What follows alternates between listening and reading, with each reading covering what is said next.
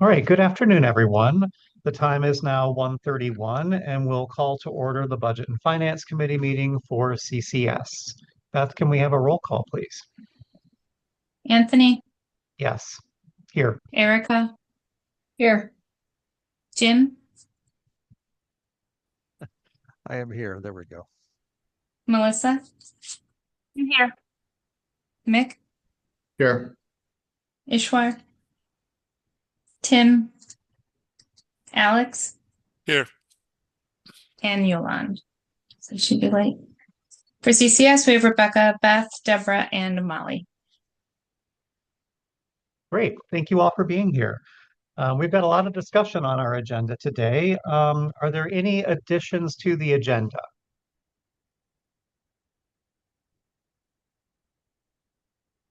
All right, hearing none. Do we motion to approve the agenda or do we just proceed?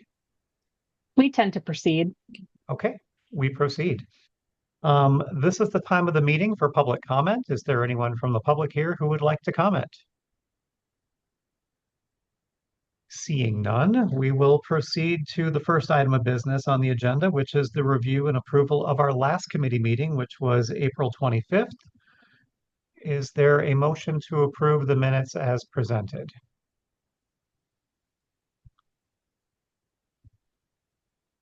I move to approve the minutes as presented. Thank you, Erica. Erica. This is Mick. There- I'll second. Thank you, Mick. Is there any discussion? All right, we'll take a roll call. Anthony, Yes. Erica, Yes. Jim, Yes. Melissa, Yes. Mick, Yes. Ishwar, Yes. Alex, Yep.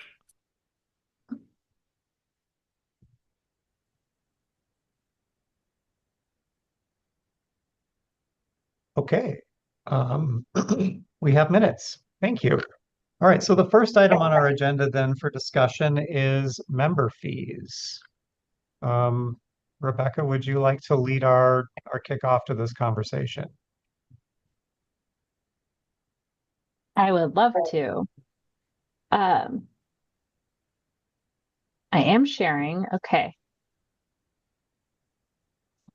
I did put together some slides, mostly to keep myself on track. So we'll kind of talk through what our current member fee structure is, how we got here, why we're talking about it, kind of all the things.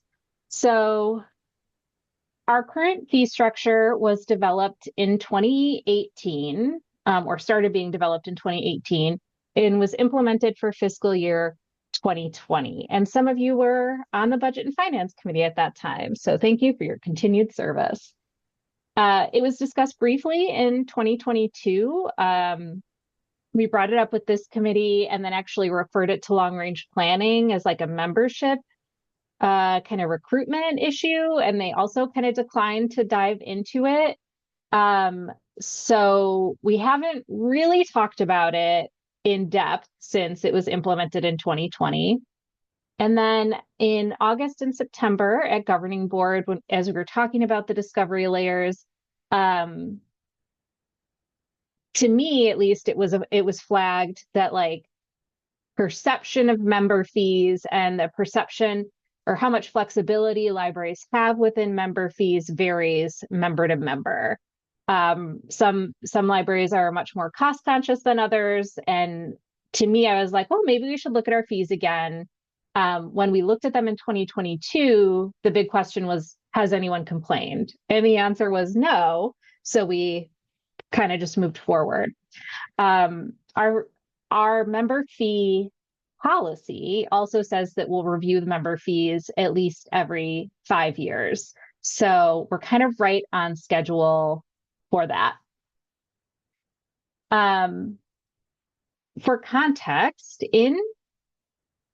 what happened in 2018, I think is helpful information. So before 2016, CCS invoiced members as we received the bills. So when we got the ILS bill, CCS then invoiced the members based on how the ILS bill was apportioned to CCS. So the ILS bill at that time was based on, I think, number of licenses. So libraries were then billed on the number of licenses they got. When the utility bill came in, that was divided equally among our members. And so, and Beth might correct me, she worked within this billing structure for at least a few months. Did bills go out every month, Beth? They sure did. Yeah. So libraries didn't really know what to expect month to month. So there were some challenges for library budgeting. There was clearly a heavy administrative overhead. And it was determined by my predecessor, and rightly so, that libraries should be billed like a flat monthly amount. They should know at the beginning of the fiscal year how much they pay. So in 2016, all of those bills were looked at and kind of just collapsed, and bills that had been divided equally continued to be divided equally, and bills that had been apportioned a different way continued to be set that way. So about 77% of fees were divided equally at that time. The 25 or 23% that was proportionate was largely ILS maintenance and the novelist bill. So that was the fee formula from 2016 to 2020. And when this group was reviewing the whole thing in 2018, we said that our goals were that the fee structure was easy for current and potential members to understand.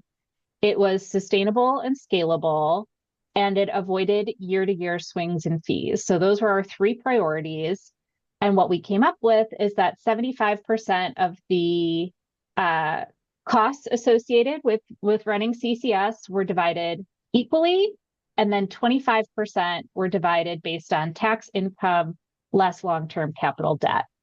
And at that time, we looked at a lot of different factors. We looked at factors based on library size, library income, library usage, and some things that we thought about were that we didn't want to use a metric which would discourage libraries from seeking service from CCS. So we didn't want to use a metric like the more tickets you sent in, the higher a fee you paid, because we want people to have the information they need to be successful, and we don't want to like penalize people for asking questions. There was a perception at some point, and I think it was more related to OCLC billing, that like the more items you had cataloged, the higher your bills would be. And so for at least some period of time, based on my conversations with library staff, that played into what content, especially e-content, libraries made accessible through the catalog. And so we didn't want to do anything that would discourage staff from making things accessible to patrons. So that is kind of how we ended up on tax income less long-term debt as that proportional piece. We looked at 25% divided equally and 75% divided proportionally. We looked at a bunch of different factors. And in the end, it seems like we largely landed on 75-25 because it was pretty close to how things were before. So nobody got hit with like a huge billing change. So today, what I would really like to get from the committee is at least a draft of goals for what a successful fee structure looks like. And maybe it's the same things, or maybe they're different goals and priorities that we have now than we had in 2018. So I want to provide a little bit more context on our current fees and kind of where we're at. Some things to think about as we start talking about goals. But does anyone have questions about the history, which I'm just presenting really to like level set? Because I know we have people of varying tenures within our membership on this committee.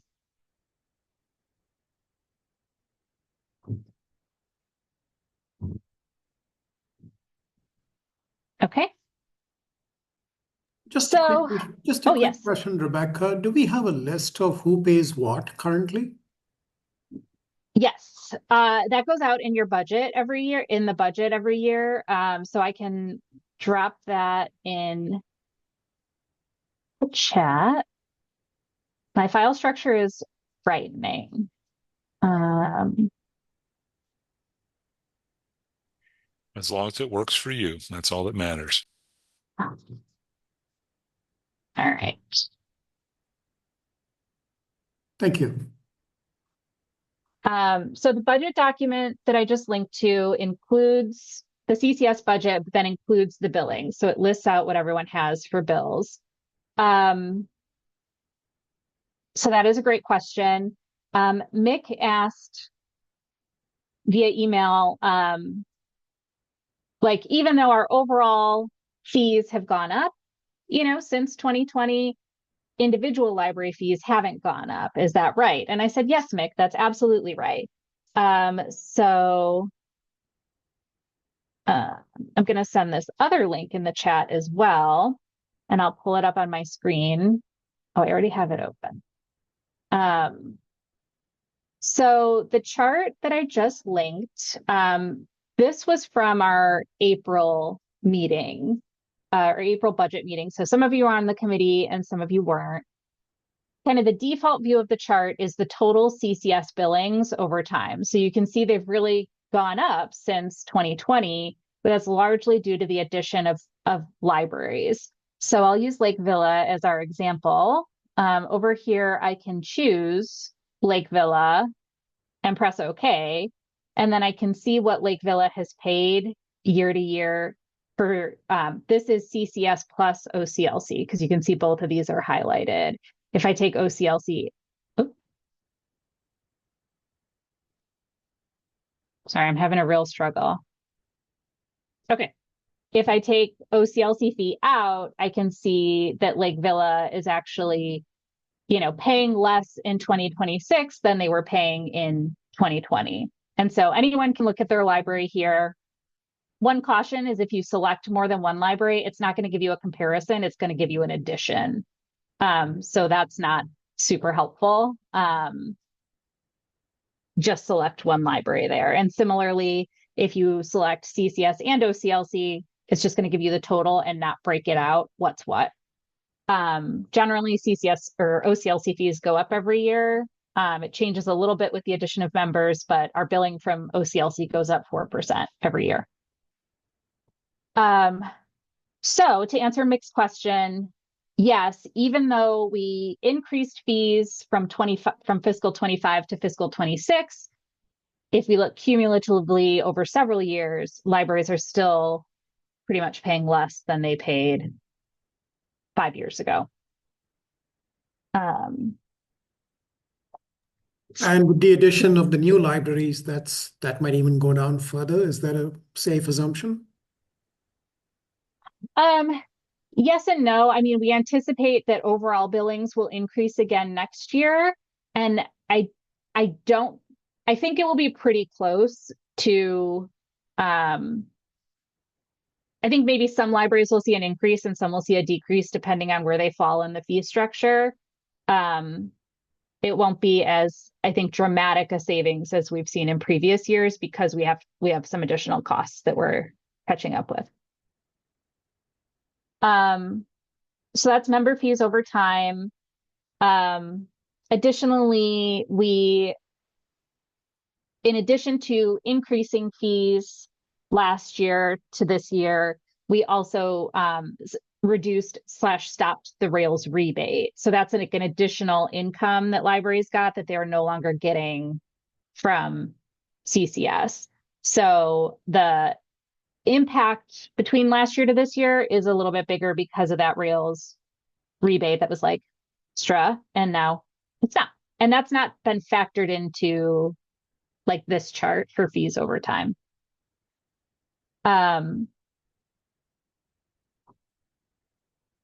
So that's fees. Are there questions on those charts or what?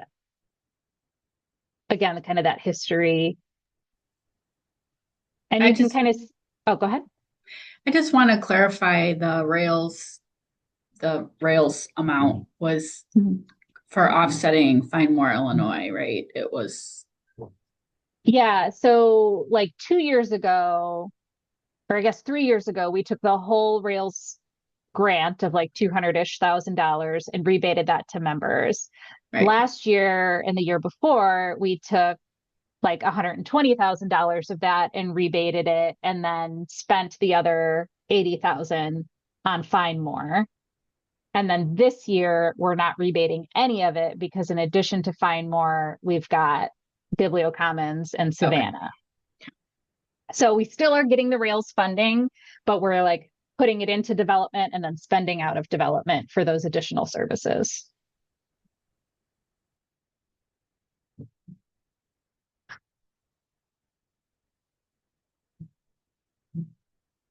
Rebecca, Other, yes. this might be a little bit early for this conversation. For the libraries that have come in, we've had what, 5 libraries come in since this change? Was Indian Trails before or after this? I can't remember. So all of the library additions that we've had have been in 2018 or later. Okay. So this happened after Indian Trails and Palatine joined. Mhm. Okay. For all the people who have chosen to join, or the conversations with people who've chosen not to join, is the money, the cost, a significant part of the conversation? Yes, cost is always a significant part of the conversation.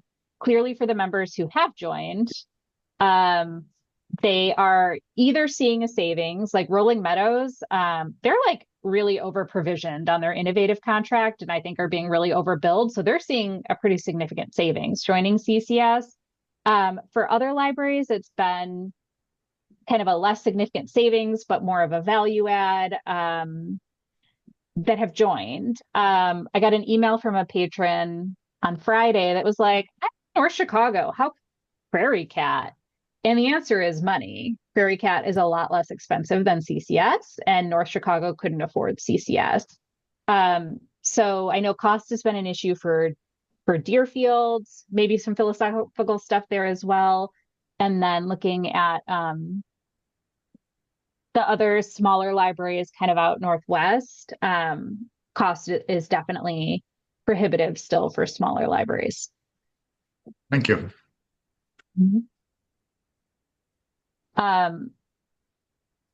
So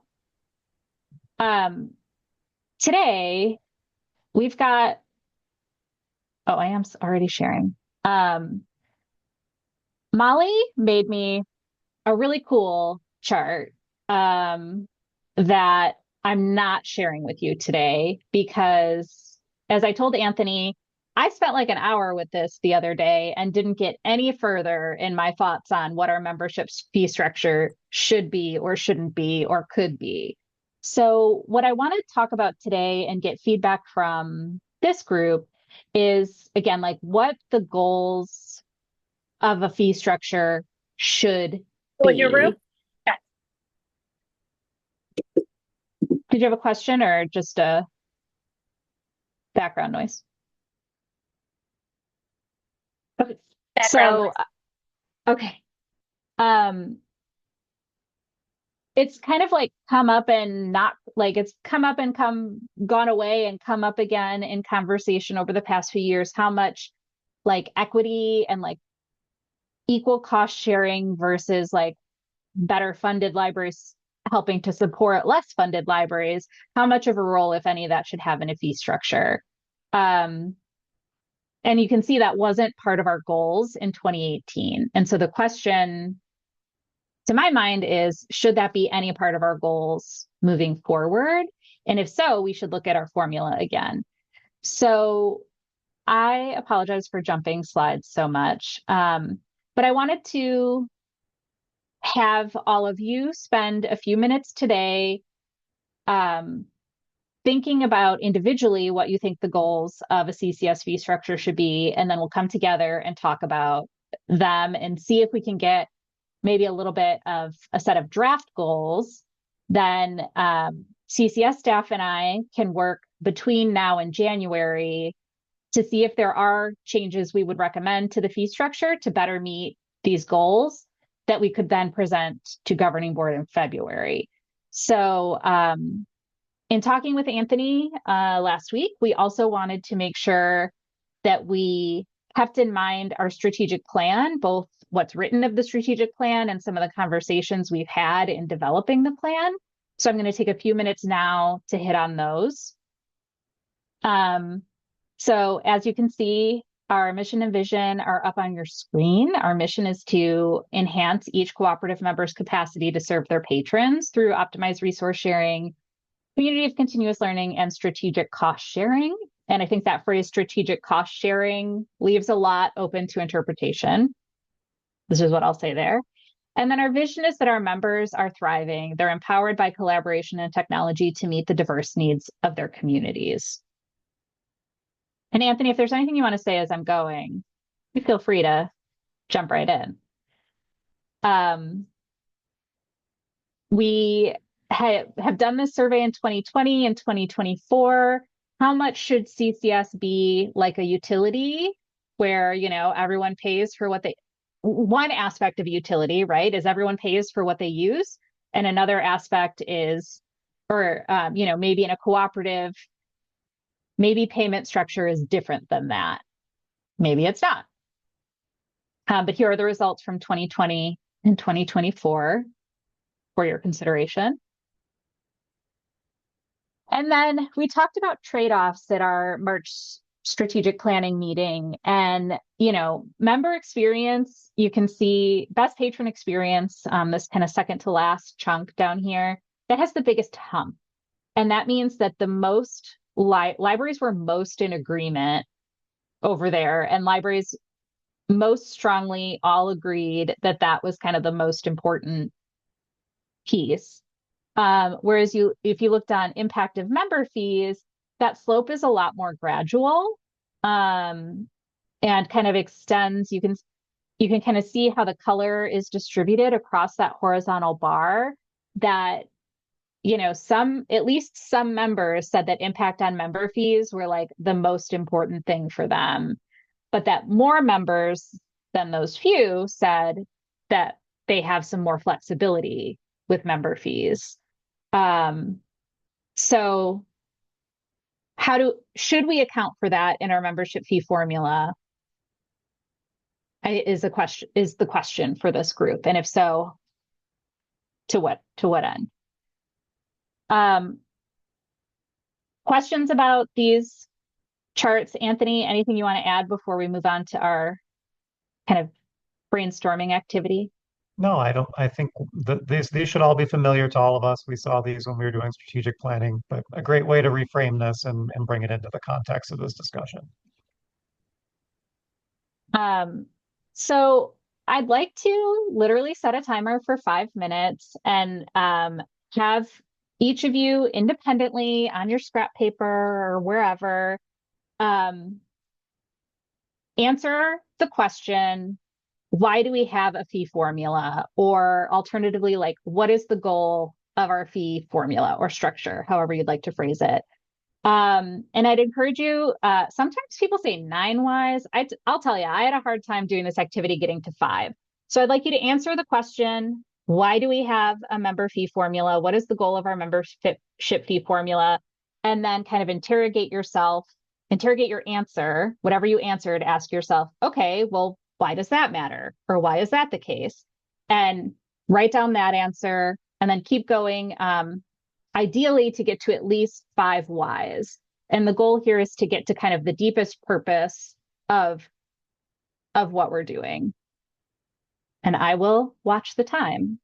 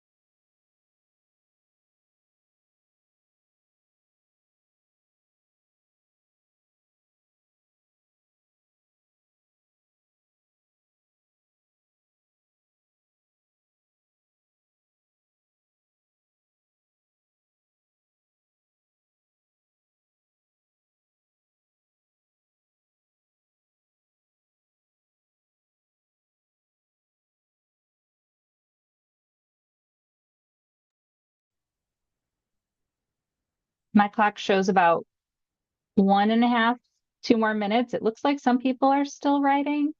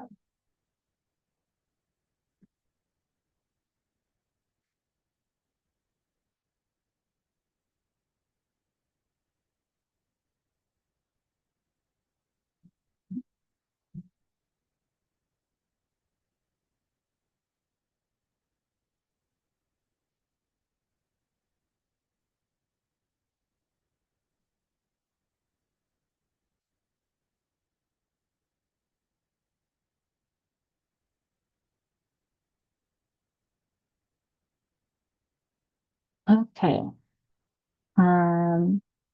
People are feeling ready.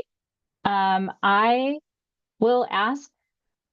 I mean, I'd love to hear from everyone, but I won't make someone unless Anthony wants to make someone. What did you come up with as the answer to your final why, your kind of like ultimate purpose or root reasoning?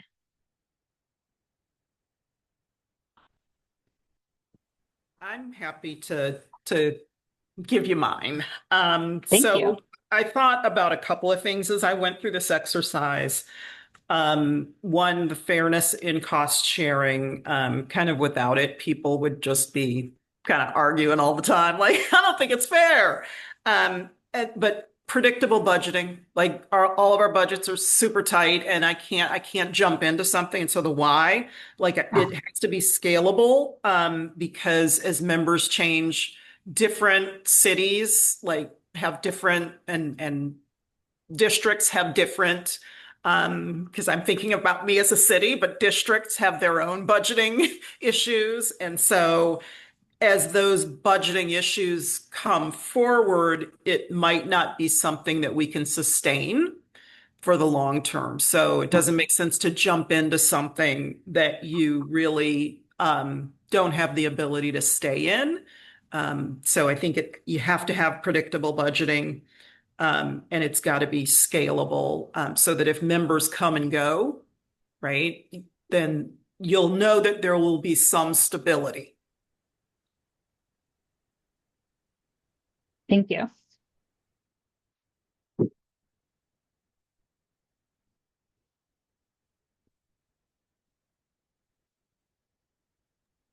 This is Melissa. I'm willing to go next. Thank you. So I went down similar paths in thinking about budget and planning and consistency. But what it came down at the end was this is a core service for us, and we need to be able to keep it. So it has to be sustainable.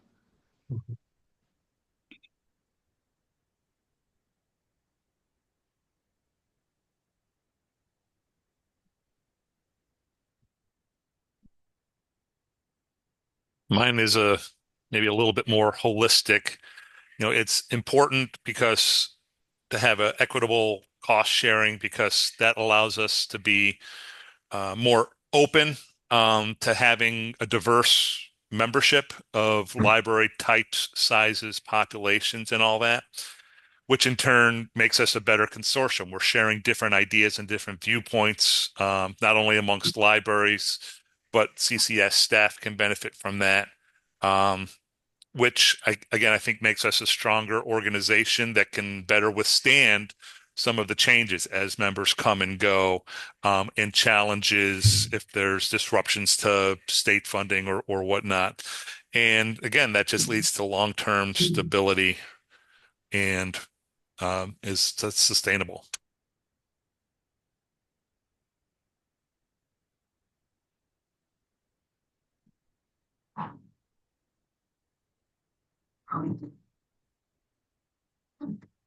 Do we need to popcorn it? Should Alex call on someone?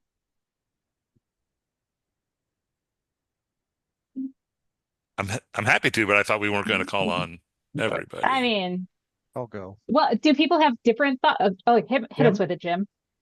Yeah, so one of the additional things I've thought about, and this extends everyone else's thought, is that hopefully our consortium will be able to provide some sort of a value-added service or an enhanced or enriched service for our patrons. Obviously, we need money to pay the bills and bring new members in and have the sustainability, but hopefully give people a reason beyond which they might be able to gather from either another consortium or to be standalone, why they would want to join up with us.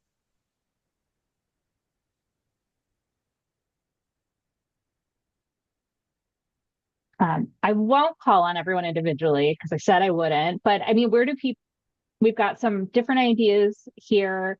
Are people feeling, do some of these resonate more than others, especially for those we haven't heard from? Do you have different thoughts that you've noted that we should include here?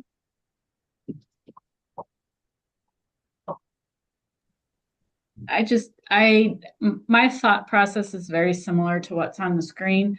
But one thing that I keep thinking about is your comment about North Chicago. And maybe this isn't really at this point in time for this discussion, but in terms of a fee structure, that's never going to necessarily meet their needs. And, is there a CCS light version? I think beyond a fee structure, is there something else when we talk about equity? Is a fee structure really going to provide equity, or is there some other model or solution? But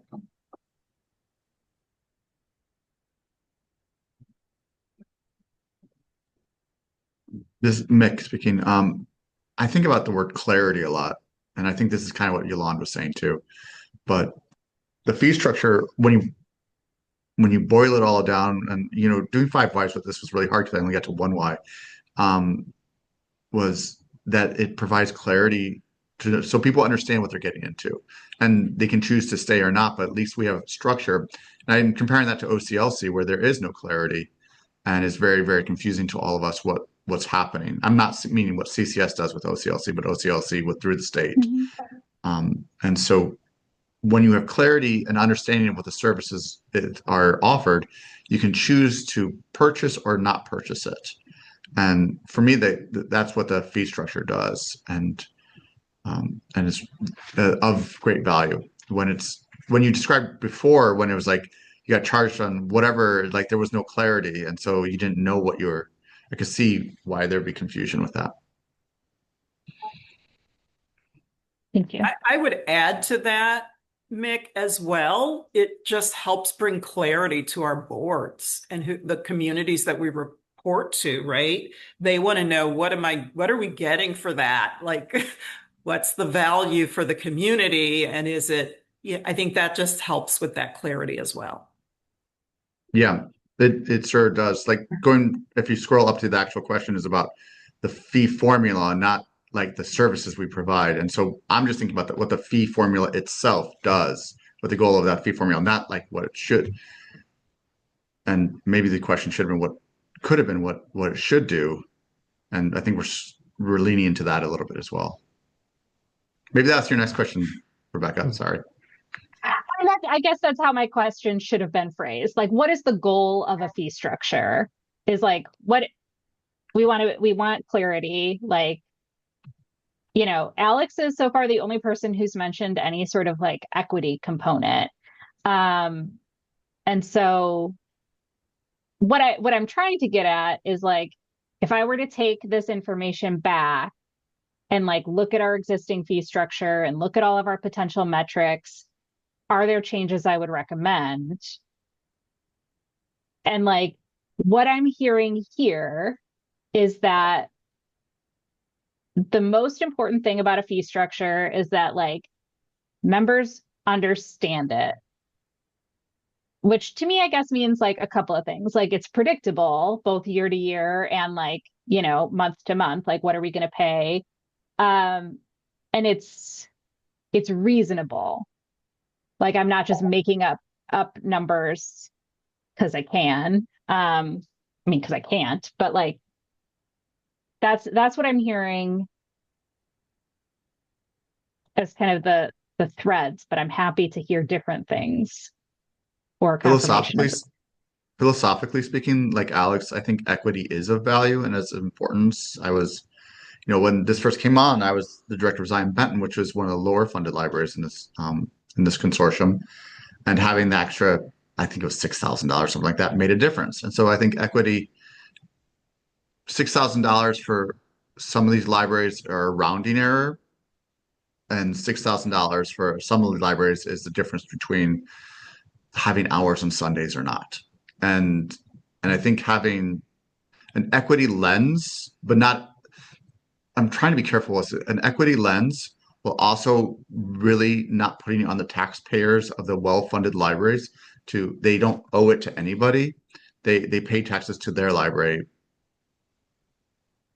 It's a very fine balancing act. And I'm the 75-25 seems to hit that really well for me.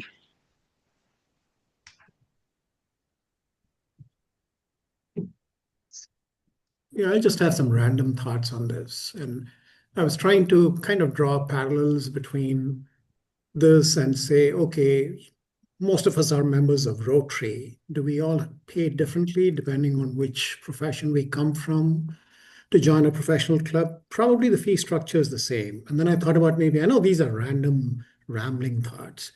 So you get on a plane, and practically everybody who's sitting on that plane has paid a different fee to get onto that plane. I mean, the journey is the same. The flight is the same. You may have a little extra leg room if you're in premium economy or in business class, but the journey is the same and the destination is the same. So what am I trying to say here? So yes, equity is a huge issue for, especially with some of our less funded libraries. But I think what we get for this fee structure is this enormous network, this enormous professional expertise that we wouldn't have gotten otherwise if we had not joined the consortium in this case. So I don't know. I mean, I know I'm talking all over the map here, but I'm trying to balance that sense of equity with the sense of what even the smallest member of that consortium gets for a lower fee. They get the same level of service, the same level of expertise, the same level of, whether it's Savannah, whether it's Bibliocommons, what have you. They get access to that phenomenal network. And I think there's a price and there's something to be said for that. So I think I'll stop rambling.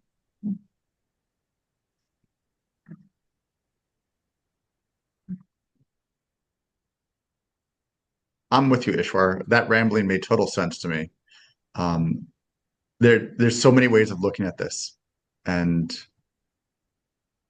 I guess we have to decide, within the CCS strategic plan, when we look at that, is like, what does cost sharing actually mean? And is it getting to the journey, or is it like but we all pay different prices for databases because of our populations.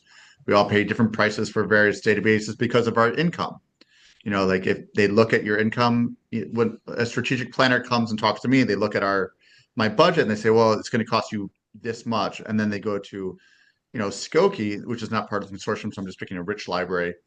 And they're going to say it's going to be twice that much because, they look at this is fairly common practice. And I don't know if that's equity or if they just think they can squeeze more money out of certain people. But I think from my library value, equity is a huge part. We want to give resources to libraries, but we don't want to do it at the 100% off the back of my taxpayers or your taxpayers. Yeah, I would add to that, just, kind of looking at the other side. I think, each community and some community, like your tax base may be small. And so that is going to affect, you could have the same tax rate that I have, but because your tax base is small, you're going to generate a lower revenue.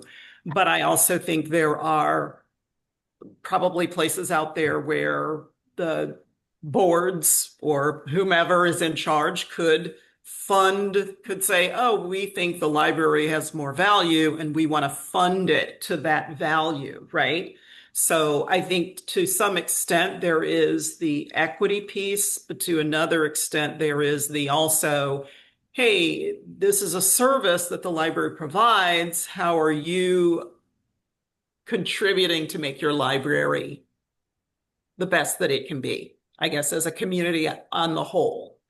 I kind of think about those things as well.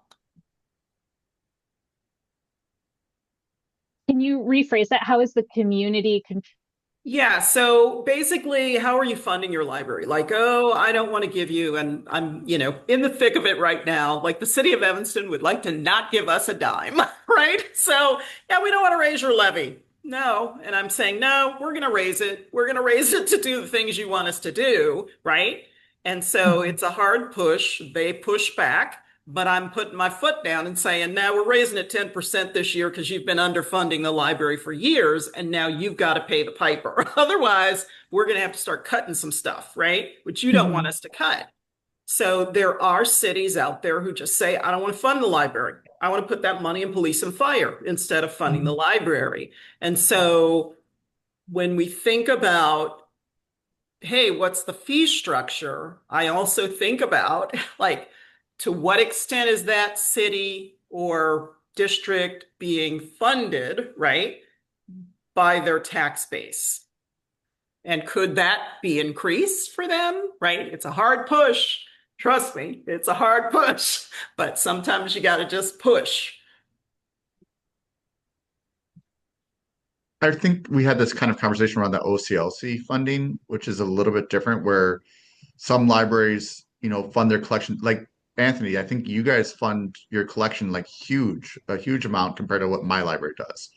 And though I think we have similar checkouts, I believe. This is off the top of my head.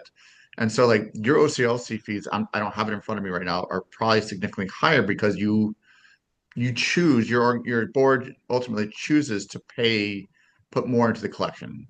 Am I right in that assumption? Am I saying this right, Rebecca?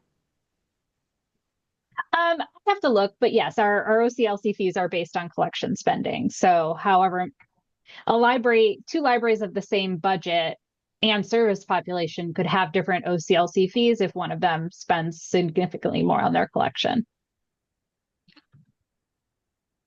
And so that kind of speaks to Yolande. Sorry, somebody else was talking. Go ahead. No, go ahead, Anthony. I've done plenty of talking. It doesn't really contribute, but what I was going to say is, I mean, like when Palatine was a standalone and I was a director there, my annual bill at Palatine was like $300 for OCLC. But when I went over to Mount Prospect, it was like 30,000. So there's a gross inequity in the way that they do their own calculations too. And I think Rebecca was kind of touching a little bit on that at the governing board meeting too. But anyway, I'm sorry. Go ahead, Meg. Well, yeah, I 100% agree that OCLC was crazy. And I think using CCS to come together, but like going to Yolande's point is like some people could choose to fund their collection at $0 and just say, we're going to stay flat. And then their OCLC fee via CCS would be what, 75 and then 25, or is it 0? I don't remember what the mix was there. OCLC is just like all proportionate. So conceivably, if Yolande didn't get any, let's say her board didn't decide to give her money, she's like, okay, I'm freezing collection spending for the entire fiscal year. Conceivably, she could pay 0 to OCLC. Is that right? I mean, she'd have to spend $0 for 3 years because we do a rolling average. But like, also, I think there'd be some other discussions. If any library in the consortium was just like, we're not buying anything new for a whole year, I think there'd be. So like theoretically, sure. Practically. I'm just trying to conceptualize what Yolande was saying, I think, is like if Yes. some boards choose not to fund their libraries for whatever reason that might be, Yes. does it fall on the other libraries to then fund it? Because, let's say a Yes. neighbor of ours, our neighbors are doing the best they can, but like, let's say a neighbor of ours was like, well, we're gonna stay flat forever because we have, Lake Villa next door, and we're just going to use them as our home library, and then we're going to join CCS so we can have better access to their collection. that would be hard, right? Mhm. And I'm just using us as an example. This is not a real thing at all. Yeah. But I could see that being hard and wanting to join. So now it's my turn to do just ramblings a little bit, but like I'm just trying to speak out Yolan's idea, and there's merit to that. But I also the history of CCS, from what Mhm. I've seen, is that no library and no board is really thinking that way. Yeah, yeah. I mean, I think um, compared to the rest of the state, our libraries are pretty well funded, although there is a significant range within our membership in terms of funding levels. So I don't want to just like blanket anything. Um, it's funny because like we have the same conversation like in every committee about everything, like on a Rails committee talking about like the Rails to LSAP fee structure, or talking about even Find More Illinois, you know, even before, and like OCLC and all the things. It's like, well, if a community doesn't like vote for the referendum, why is that any other community's problem? And like, why should they, you know, provide services to those communities that maybe choose don't not to have library service or whatever. So yeah, it's definitely like it's the question, I think, when it comes to all publicly funded services. And so this is like I'm asking you guys to do a really hard thing, which is like tell me theoretically what you want. So we can go and like develop some practical scenarios for you to look at.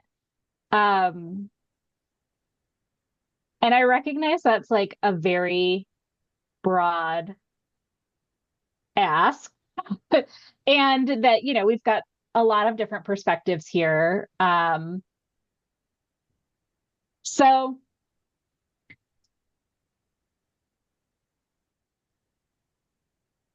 I'm hearing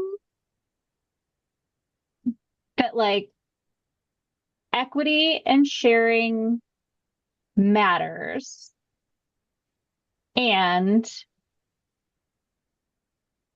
taxpayers have a responsibility only to their own library, and we have some degree of responsibility to each other as consortium members, and there are definitely some limits on that that have not entirely been defined, which is okay. I'm not asking you to like define like anything specifically. Rebecca, Yes, I have a thought on those limits, actually. hit me with them. When I'm thinking about the strategic plan and what you showed us before, Mhm. our number one thing is making sure that we have a good product that we're delivering to our customers, so that customer satisfaction is our number one thing. I mean, I think that has to take precedence over equity, and you know, like we need a fair way to do it, but I don't think we're trying to make it work for everyone in Illinois. We're trying to make it work so we can have a good catalog for our members. Does that make sense? Probably an unpopular Yes. opinion. I don't No, I know. think it- I don't know. I think it makes good sense, Melissa, but I also think that having a strong, robust CCS is good for our customers, and paying for that is good for us. And I think it's kind of, you have to work both sides of it. Elizabeth talked about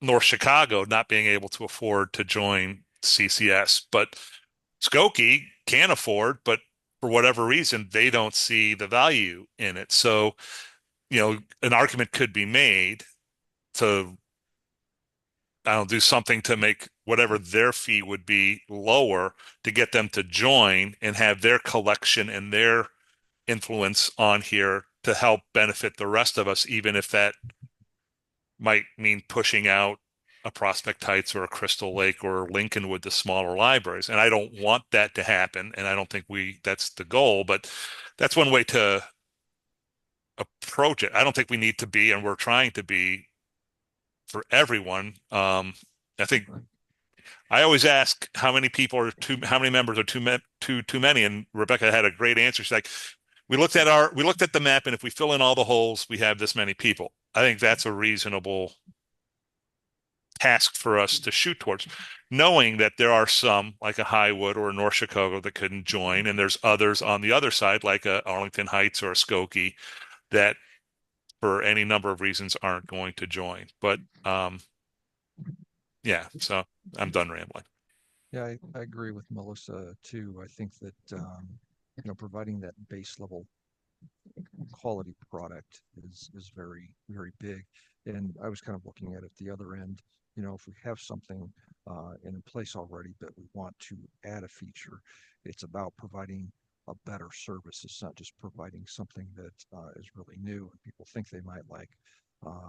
It was about, again, providing something that hopefully everyone would agree with and be willing to spend a little bit of money on. And I'm not saying whether it should be costed out by population or budget or just a flat rate fee, but as long as it's at least amenable to or equitable to. So again, we're getting back to the quality of product that we're looking at. We want to make sure that it's solid so that people do, when they do join us, they're pretty comfortable with that. If that makes any sense. I think Melissa stated it better than I did.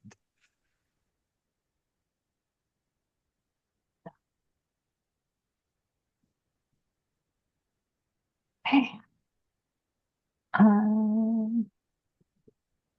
wanted to go back for a minute to something that Erica said about is there a CCS light scenario?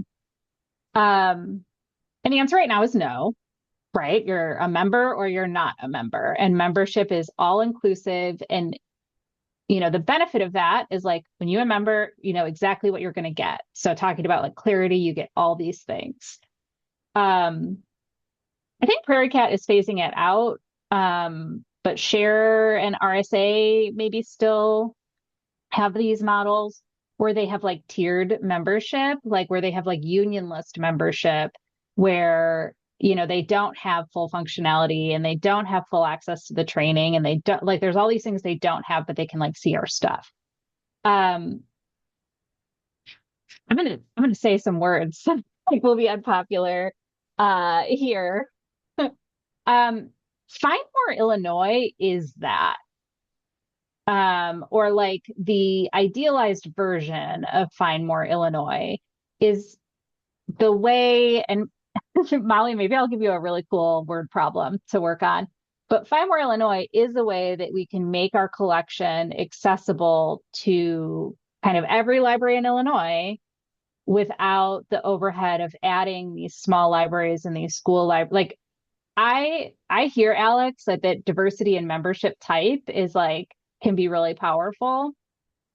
And what I hear over and over is that working with schools is really, really hard because of the amount of turnover and the lack of staff and the lack of funding that these schools have. You're always training those staff members on the most basic aspects of their circulation systems. So what do we wrap? Do I present two fee structures to you? One which, and more than two, whatever, we can have as many as we want to look at. One that would make CCS membership accessible for Highwood and North Chicago and Fox River Grove, right? These teensy weensy little friends. And we look at what that cost to existing members is compared to staying in Find More Illinois.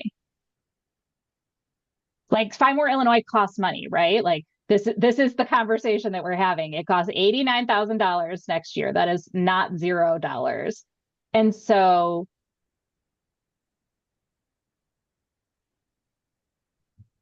do we look at, do you care, I guess? Is it worth our time and effort to put together something for this committee to look at that's if we essentially subsidized the smallest libraries in our service area, what would that cost be versus staying in Findmore, Illinois? Because both of those are pathways to like have our collections be used by these less resourced communities. And there's also the third option, which is like we keep our fee structure the same, or we make some small tweaks and like it is what it is. And that's also something to present and look at.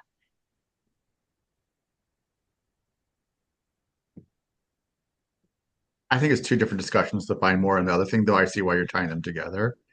There are libraries near Jim and I that conceivably could join, have enough funding to join, but are choosing not to. And would they be under-resourced or not? And I would say that, you know, we have members who have less resources than them. And so would we say you cannot join? And then like I'd rather not, I would rather have CCS and then Findmore. I'm not trying to get in the Findmore discussion, but like I think I would rather not see that. I don't want you to go through the work of creating that budget. For me, budgetary, I'm personally, I'm glad we're looking at it. I'm satisfied with the 75-25. But we should, you know, to show that we did the work, we should do 74-26 maybe. Just kidding. But you know, just discussing this is really important, but I feel like the equity level we have is appropriate and understood. And I'm not sure that we need to go through 3 or 4 different reversions of it, in my mind. Yeah, I'm going to echo Mick's comment. Unless we see a great need to change, I feel pretty comfortable in this. Now, just looking at our charts, and you know, our costs fluctuate like everything else, but it's still, I think, within a predictable amount. To kind of take a little sidebar from what Mick also said, you know, we're a little bit farther west than some of the other libraries, and so we do have Fox Lake, and we have McHenry's, and McHenry Nunn doesn't, you know, I know it's another county farther and kind of another world. But you know, it'd be nice for our patrons to have access to those materials. It would make their lives and maybe sometimes our lives a little bit better. But to use a phrase, they kind of need to have a little skin in the game too. And so as much as I would love for them to be part of us, I'm sure that there's a willingness, maybe a little bit of willingness to help others out. I'm not sure how much other boards would really want to do that, or how much other libraries would be, you know, willing. What does that amount look like? And honestly, what does that amount of money actually get anybody? Thank you. Thank you.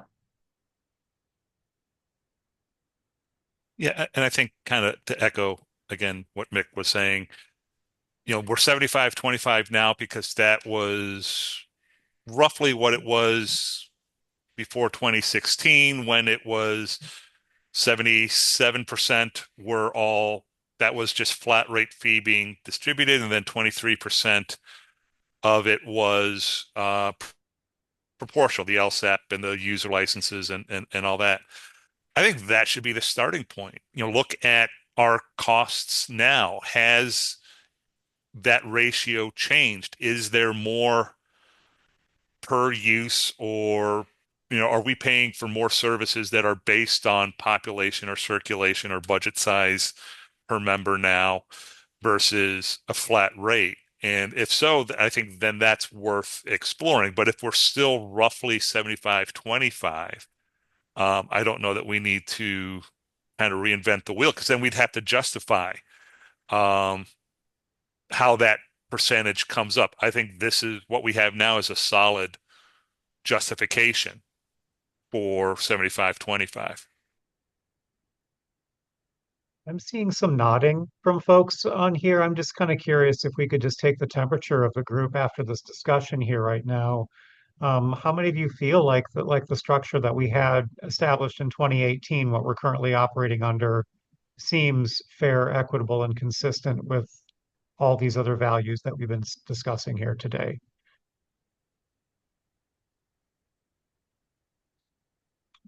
I saw Alex's thumb up, Mick's thumb up,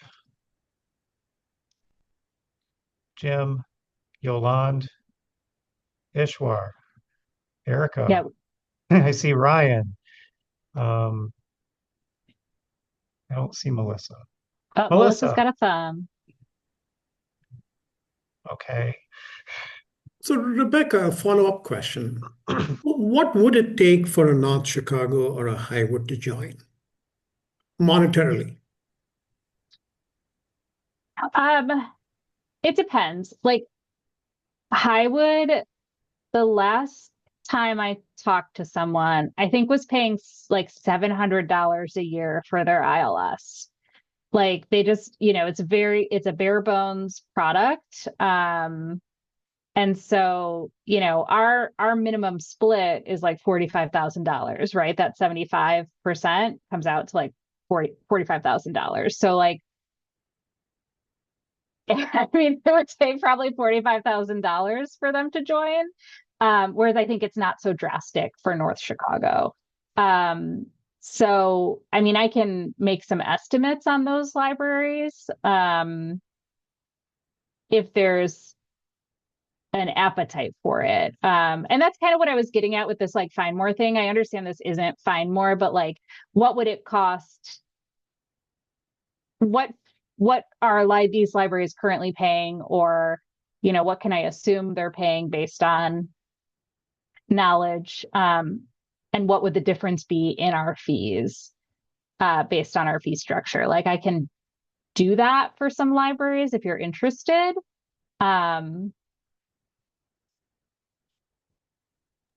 I don't have overall, it sounds like people are pretty comfortable with where we're at. So, I mean, I can do it anyway, but if we're not going to act on it, I could do other things.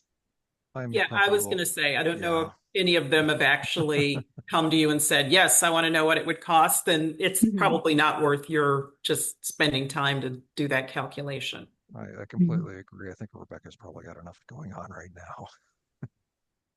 Well, and the other part, it almost feels like the Highwoods and the Lake Bluffs, like if they really, really want to join CCS, they should look at their structure and say like, are we actually should be independent libraries? Should we Lake Bluff, should they be joining with Ishwar, or Highwood be joining with Highland Park? I know there's a lot to that, so I'm not suggesting how anybody should govern themselves, but like if you really don't have the funding to be able to do it, maybe and you really want to do it, then it's not potentially CCS problem to solve.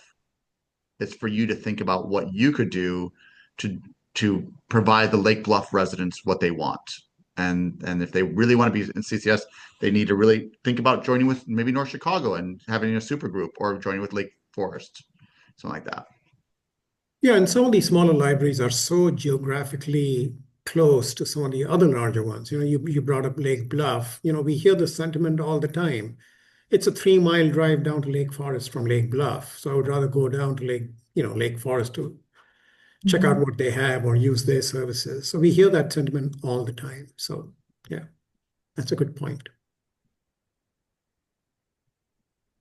Rebecca, is there any point in us discussing the 25% and the how? So we've talked a lot about the why and the what, but the how is kind of how we allocate that portion. That would be how we would align the fees by use, or is there a per capita metric? Is there a revenue to expenses factor? Is that the part that we need to be unpacking a little bit more? Do you have concerns about the sustainability of the model that we're under currently?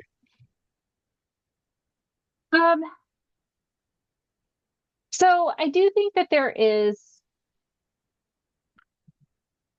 an opportunity to increase some degree of equity without upsetting the apple cart too far. So right now that 25% is looking at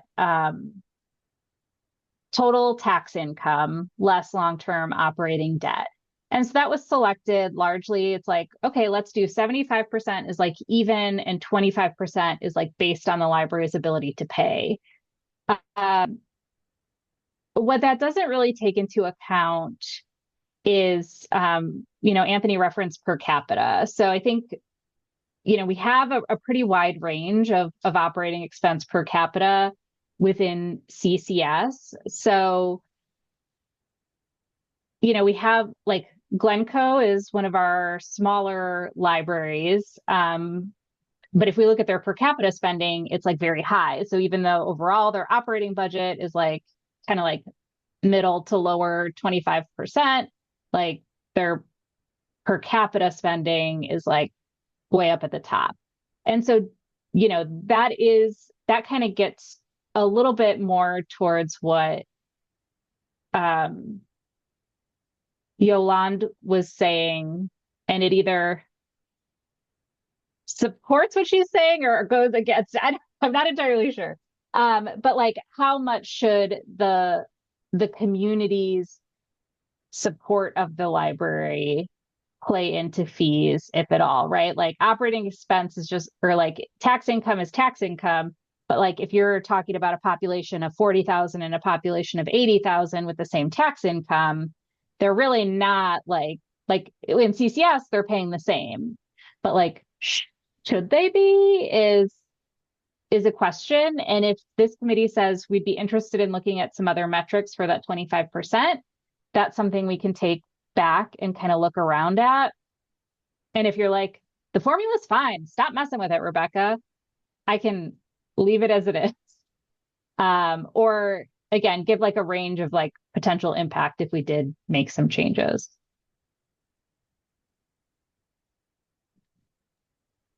You're so smart, Rebecca.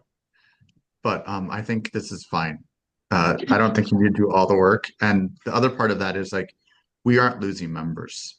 If we started hearing noise that members were like, we're being priced out of CCS, and this is a on fire issue, then I would probably have a different answer. But this is not, to me, an on fire issue. And we all have plenty of on fire issues that we're dealing with right now.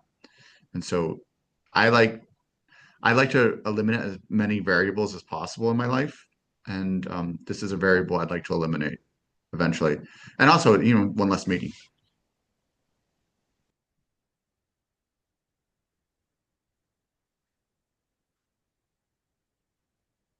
Agree? Disagree?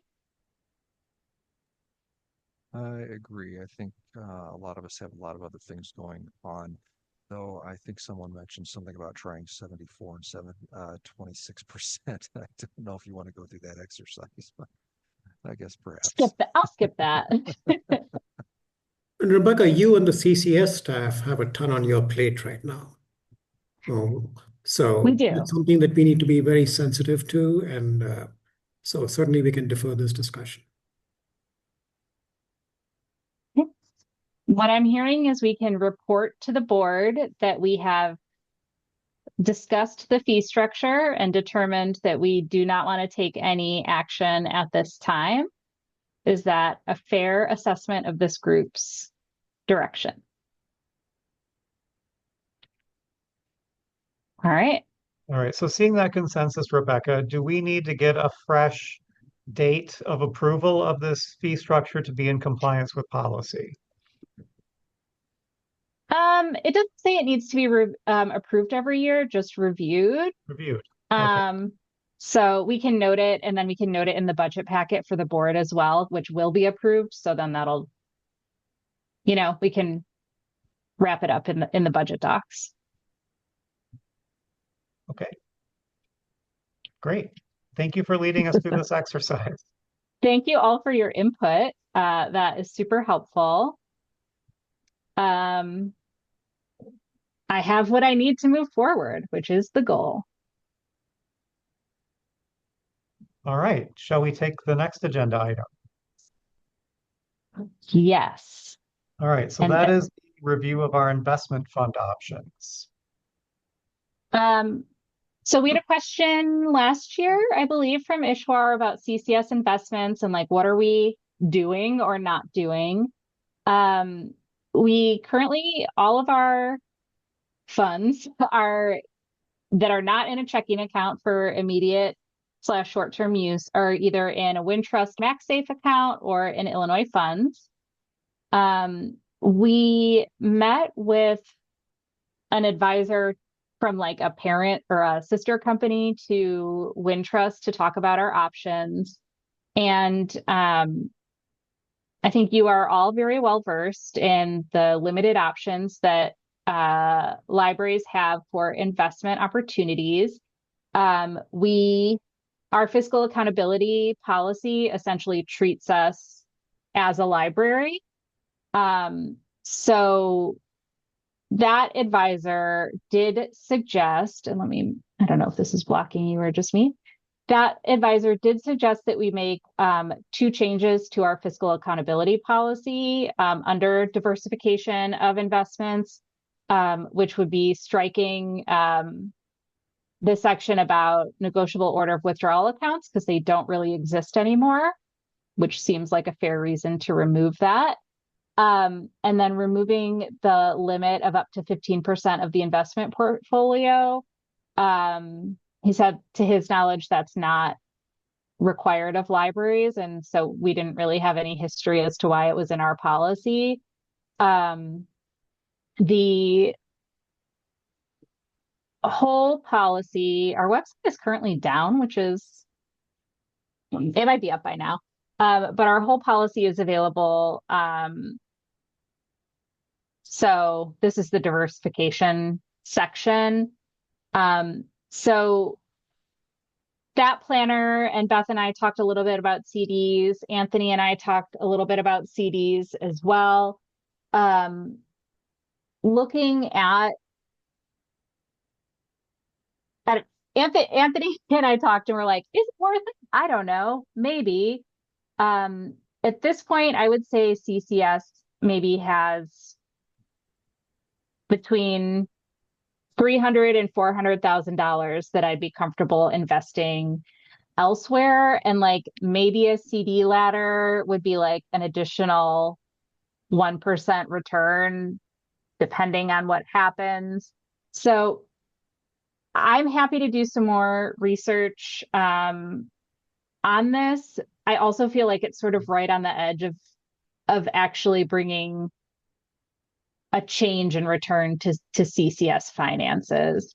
So I don't know if any of you have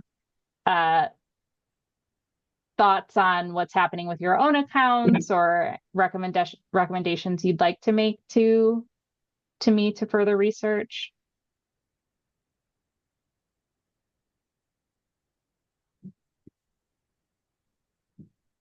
We also have a significant amount of our reserves, both in Illinois funds and the Wintrust accounts.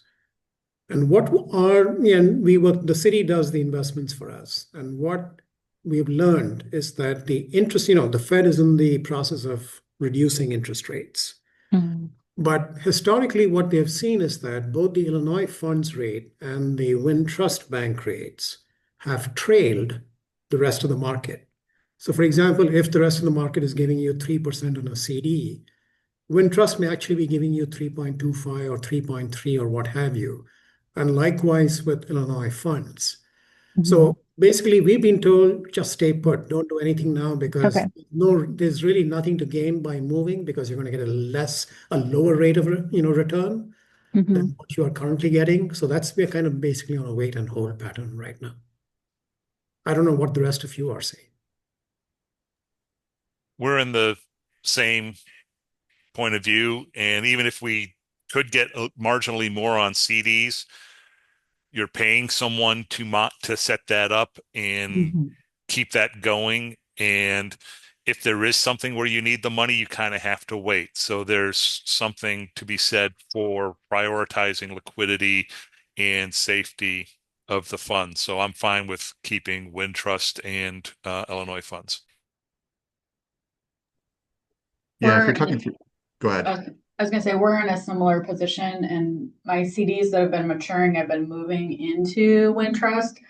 And one of the big reasons is the amount of fees that I'm charged by Ellers is exorbitant. And so I'm just right now better off in Wintrust. We're seeing if you're purchasing, let's say, government papers at 6% right now, which is higher than Illinois, we're seeing them being called And so you're not, but you're also having to go out to 2050 and stuff like that. So that's a pretty long way for $400,000. If you had $14 million, it's a different animal. And if you can do treasuries, and so those, they mature, but like that means you're locked up. And if you want to sell them early, you will make money back because you can sell them early, but then it's the pain of selling them early. So there's a lot of ways of approaching it, but with $340,000, you're not talking about much money difference year over year. If it gets to $4 or $5 million, then it'd be much more worth considering. And then we have a very different budget conversation too. I'm like, if I'm carrying 400,000 or $4 million, I think you're going to want it back. So I feel very comfortable with leaving things as they are. Hearing that you're all in similar positions reinforces that. So I'm happy to call this reviewed as well, which is fine. And if we're not making changes to our investment practices, I'm happy to save the fiscal accountability policy edit as well to when we have more edits to address instead of policy review for 2 lines. That makes sense. This has been the best meeting. Just like, no, don't do that work. On board. Okay, great. So let's move on to item 8, the review of this current fiscal year's budget. So we're a little bit, well, I guess we're a little bit over or a little bit under halfway through the year. As of October 31st, every library was current, so that was delightful. I mean, they may have an outstanding balance, but it's not due yet, so great. Our operating revenue is at 50%, having recorded the first 2 quarters of invoices. Everything else is trending pretty much right on track, around 30% of expenses.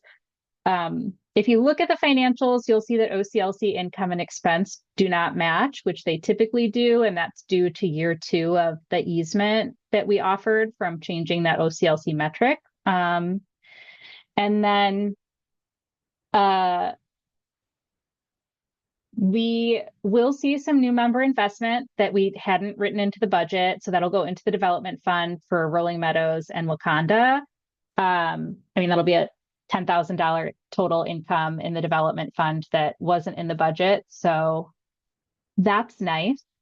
And then overall, I'm expecting that we've been under budget, I think every year since I've been at CCS, largely due to personnel vacancies or like big projects. Like we were going to rebuild our office, which we're like redesign, like do our whole interior office, which we did not do. So we've been under budget rather significantly for most of my time here at CCS. And this year, I think we're trending to like be on budget, which will give me anxiety because I'm not used to the numbers looking that way, but that's how it's supposed to work. And so we're, I think, in a good place this year, and I don't have any concerns, and I can start working on the budget for next year. Are there any questions about that?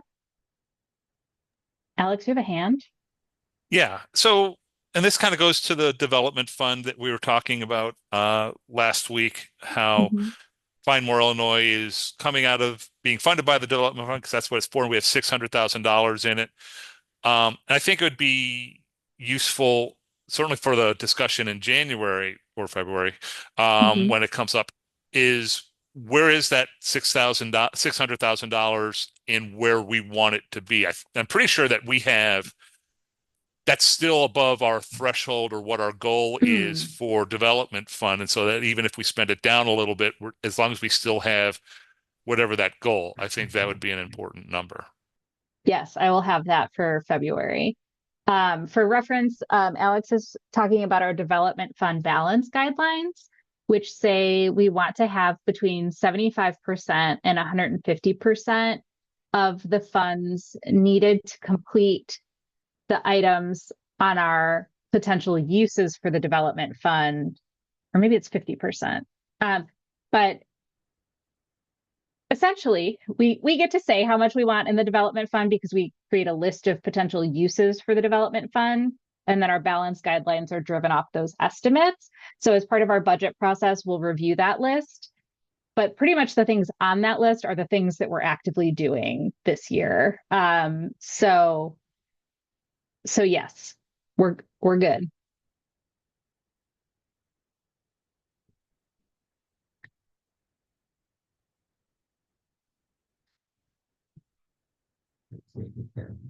Okay. If there are no other questions, that was my quick summary. And we'll have fresh financial statements in a couple weeks to look at. Beth, is it correct that our next meeting is scheduled in January? Yes. Yes. Did I January 22? 22. Yes. Thank you. Given that we will not need to discuss member fees further, I would entertain moving that meeting to February so we'd have a more robust budget draft to look at. So if no one has a concern about that, we can send out a fresh doodle. And sorry, Beth, I know you love to schedule meetings. But I think it would just be a more productive meeting a little bit later if we don't have to do that additional member fee work. What's the chance that the governing board is going to come back and say, no, we want you to rethink the numbers? Well, we wouldn't know that until the February governing board meeting anyway. I just saw Ryan's face. We're fine. This is a good representative sample of the group. I think we're good. Yeah. All right. Are there other items that the committee needs to discuss today? None from me. Okay. Members?